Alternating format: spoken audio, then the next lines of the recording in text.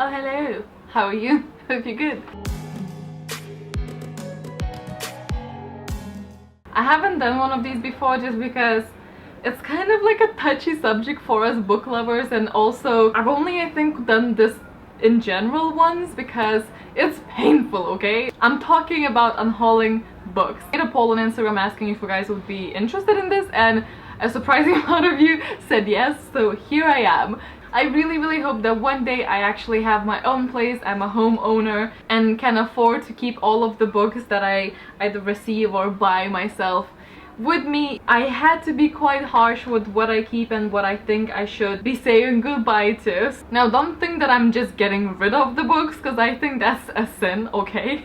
Like, I don't care if you break the spine and write inside of the books, but do not bin the books, or I'll come get you. Some of the books I will be definitely giving into the charity shop. Some of the books are actually new and haven't been read, and so I might see if someone from UK on Instagram will want to buy them, because if they're from any other country, the shipping itself will make it not worthwhile. I know it's painful, but they're not going to waste. If anything, if they stayed on my shelf, that would be more of a waste than me giving these away or selling them on to someone who's actually gonna enjoy it. And most of these books are probably brilliant.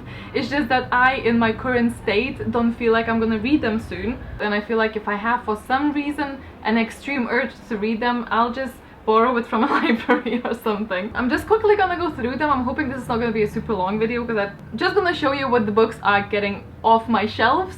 And that's it. I hope you guys enjoy. I don't know. You'll notice that a big part of these, I think, are coming from the book boxes as well. Most of the time, I'm very excited about the books that I get in the book boxes, and then either the hype downs, or if I don't read them quickly enough, I just feel like it's time for me to let go. And obviously with book boxes, you don't always know if it's gonna be the best choice, because it's a surprise. It's a part of the fun. It's a random order, but the first one is The Stranger Game. This I actually have read. I got it from a book box club. It still looks like it's entirely new because I'm very careful with my books. This is with the signed book plate as well. I did enjoy it, actually. I had a great time reading this, and it was really fun. I just feel like I got everything that I wanted out of it, and I don't think it left a mark in me to the extent that I want to like look at it on my shelf, and I think it's time for it to go somewhere else. And this one is basically a mystery book. It's about a missing sister that reappears, but it's all very shifty. Then we have The Watchers. I honestly found this in the charity shop and then never got to reading it, and now thinking I probably won't. I don't even know what it is about. I know it's supposed to be like ghosty, and I'm just not in the vibe. So that will probably go to the charity shop, and I have no regrets, because obviously all the funds that I spent on this, which was $3.49, went to charity, and I was going back to charity so we can earn more money for charity, so overall it's fine. Then we have When Dimple Met Rishi. I actually do want to read this one, but this one was in a bundle that I worked on Instagram for, chapter 5s, I think, one of the publishing houses, and in that bundle there was another copy of this, and I already purchased this myself prior to the receiving of the bundle, so I have a completely new extra copy of that, and I'll probably be selling this on. I'm very excited. Have you guys read this? I know there's mixed reviews about it, but I'm pretty excited about it. It just feels like a very light-hearted read.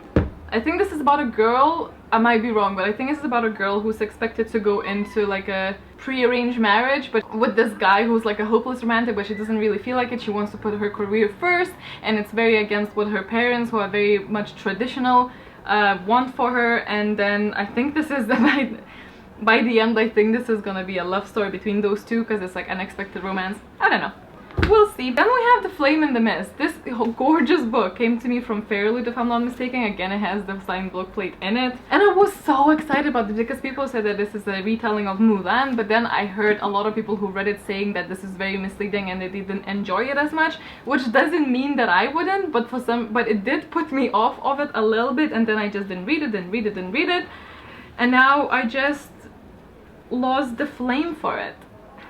But again, a beautiful book, and might be somebody else's new favorite. Then we got Metal Town, which I also think was a fairly book like 2 years ago maybe. And I feel like by this point I would have read it. I don't know. Again, signed book plate. And this, I think this is a steampunk one, and I just quickly realized that steampunk wasn't my favorite necessarily. I don't know if it was just my personal experience with it, but it's not something that currently intrigues me, maybe sometime in the future, but at this time I'm saying goodbye to this one as well. Speaking of steampunk, I think this is one of the reasons why I feel that way. It was Etiquette and Espionage.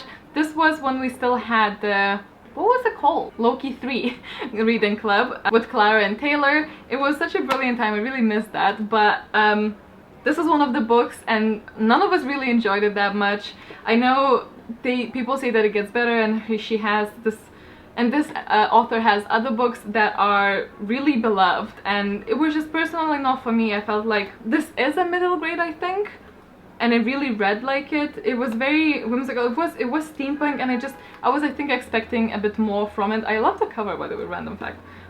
Does still have my tabby notes in here. I just don't feel the need to keep it, but I do love the cover, and it is floppy, so it's kind of sad. Then we have another of the books that came to me in that bundle that When Dimple Met Rishi came in, and this one is called Here We Are Now. This just sounds like not something I would enjoy. I think this is about like a rock band father and a daughter that thinks that he is the father or something, and she goes away seeking him or something. I don't know, it might be brilliant, it might be very fluffy or like a self-discovery thing, I don't really know, but I just don't vibe it at the moment. So maybe, and it's a brand new book, and maybe someone else is gonna be very, very into it, so unfair for me to hold on to it. Oh, a very unpopular opinion coming up. Hold on to your chairs. City of Bones. Do you guys remember when I read this for the Book in the Jar ages ago? Look at all of the tabs. It's insane. I think I will sell these because I have them. I have two of them because I really, for some reason, like the covers, even though I fully know it's like so not me. Like, they have humans on the covers, and overall I should hate them, but for some reason I really don't. So I got these from Book Depository, I think, because those are UK American covers. So I'm thinking maybe someone else will want American covers here in UK. And this one is brand new, and they were quite expensive to buy, so I'm hoping to sell these on. I'll probably ask the people if they want me to remove these, because it's very easy, but if they want me to actually keep them and tell them what each tag represents, that could also be a fun reading experience. But yeah, I read this book and I was just not a big fan of it, and I know it gets better, and I know it has a massive fan base, but I think I was just a bit too late to the train, and then I heard some things about Cassandra Clare, and I just generally have like a kind of like a bad taste in my mouth considering the author and just the whole shebang. So I'm just okay without it, but I know there's so many who find so much joy in these and have so much love for these, and maybe someday, I don't know, but I think at that point, if I do want to, I will again either get it from a library or get the UK paperbacks, but I do have those two and I'm saying goodbye to them. Then we have Out of the Blue. This one came in the book box club, I think, and I was really initially excited about it because it's a Scottish author, and I think it's also set in Scotland. I'm not entirely certain. It so happens to be after this because I felt like this really gave me the City of Bones, or like the Demon Hunter, is that Shadow Hunters? Shadow Hunters vibes, and because that was not my thing, I think that specifically that is not pushing me to read this, so I entirely blame City of Bones for me unhauling this one. And it's actually pretty recent as well as a release go, and it's really, really tiny. I should just read it. It's like 278 pages. I don't know guys. I just felt like I don't think I will get to it soon. Then we have this. This is like a massive graphic novel or comic collection. I think it's a graphic novel. Again, this is by a Scottish writer. We went to Comic-Con some years back now, before BookTube, in Glasgow with Logan, and we wanted to support the Scottish, you know, the local artist, and so we bought this, and it was like £30 or something. We just wanted to support him, and the art style is absolutely stunning, and it's supposed to be like a Scottish superhero. I think if you're like into Outlander, you might like this. It's like blue dude, and I absolutely love the art style, but I tried, like, look at that. But I tried reading it, and the dialogue to me just felt so cringe. I didn't get further than like 12 pages, which is such a shame. Logan did read this though, so it's not a complete waste, but I feel like it's time for me to give this to someone else who might actually enjoy it, because it's just sitting there collecting dust. It's very beautiful though. Another book that is a double, so this is Caraval, another completely new untouched book, but I do have a hardcover that I got, I think, in Fairly that I'm keeping, and I'm gonna be probably selling this on if anyone will want it. Then we have Of Fire and Stars, which was the book I got from LitJoyCrate. I did read this one, and I did like it, but there was a lot of horse stuff. It was just like, if you love horses, I think this is gonna be for you. I love all of the animals, but horses are something that I'm not particularly interested. But anyway, this is like set in like medieval type of time, and this princess is basically married off to this prince, but she falls in love with the prince's sister. So it has lesbian representation in it, but it was somewhat lacking, and I think I was looking at this when I was deciding, and bear in mind I was being pretty harsh with the books because I want to make space and I want to not cram onto the shelves. I looked at this and I think there's already maybe a second one, and I was like, will I ever read it? And I just doubt it. But it wasn't a bad one. Miss Peregrine's Home for Peculiar Children. I know this is another really beloved story. This is supposed to be like sort of like creepy. People compare it to X-Men, that's why I got it to begin with, but then I heard a lot of things that it really is not a fair comparison. I had this for probably 2 years now, and I just don't think that I'll ever get to it. And if I make this decision, then I can just go ahead and watch the movie. You know. Then something I got recently in LitJoyCrate was an extra book that they provided, was Catching Stars. It just didn't intrigue me as much. Maybe it's brilliant, the cover looks stunning. I felt like this is a story about, again, I think a girl that goes all assassiny, and I feel like I have enough of these and I still need to finish the Throne of Glass, so I'm gonna be giving this to someone else. Then I have The Hypnotist that I got in Book Box Club, I want to say, ages ago. Again, one of the first boxes that I opened, I think. I think this actually had representation. I feel like it might be a bit dark for my current mood, as it's kind of low recently. Similarly, we have The Disappearance. This one just didn't really pique my interest as much.